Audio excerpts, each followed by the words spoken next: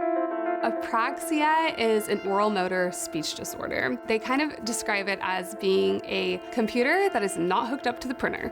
We couldn't do anything out of our house because Evie, she would break down. We had a behavioral psychologist come and do an in-home evaluation because we were just trying to figure out what was going on, why she wasn't talking. At the end of her evaluation, she was like, if you can incorporate sensory play into her day-to-day routine, it will help ease her anxiety and it can bring about language development. So I was like, okay, I have an idea. I'm gonna make her like a kit, a sensory baking kit.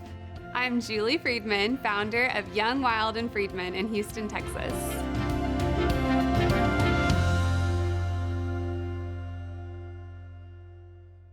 So Evie, she loves watching me cook and bake. And so I made strawberry sensory dough and chocolate and cinnamon. And I put it in a box and I had put candles and cupcake liners and a rolling pin, cookie cutters and little gemstones and things for her to decorate cookies and cupcakes. And she sat at the table, made cookies and cupcakes, smelling the dough, playing with it, singing happy birthday for like 2 hours. And I was kind of like, what have I made? It's been really neat sharing these kits because, I obviously made them to help my daughter and never would have envisioned it turning into a business. I had shared it on Instagram and my friends were like, what on earth? That is the cutest thing I've ever seen. Can I buy one of those for my daughter? And I was like, you bet, absolutely. The name Young, Wild, and Friedman, it was just for my Instagram. It wasn't to be a business, but I was like, okay, I've got 3 young, wild Friedmans. And I kind of liked the play on Young, Wild, and Free. And so there it is. Through my Instagram, I've had a few stores reach out to me and ask if we wholesale our kits. People from all over the states now. We probably have about 15 or 20 stores scattered throughout the states that have just put them in their shops. I was in shock. I remember I was driving to my sister-in-law's bachelorette party and my phone kept going like ding, ding, ding with like the sales. And I was just like, what am I gonna do? I had bins stacked to the ceiling in the playroom of all the supplies. My garage was filled with stuff. We have a small house and a very small kitchen, and I had a very small KitchenAid.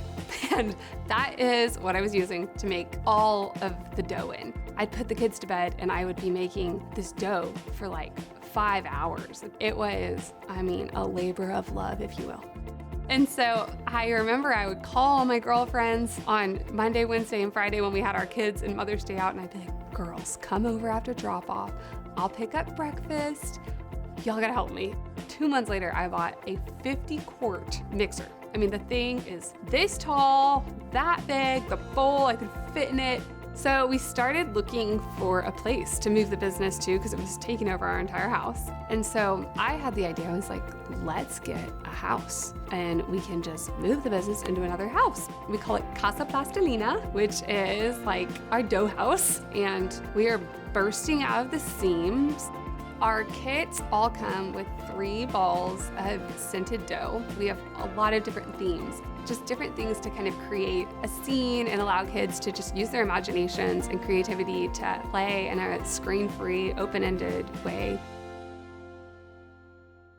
I've had so many people from the community behind me and supporting me, and I feel like Houston has been the perfect place to start this business. It's been neat to see the community back me with this. I'm not trying to build some dough empire, but it has been a cool blessing to see something that was just the hardest thing for our family turn into really one of the greatest blessings in our life.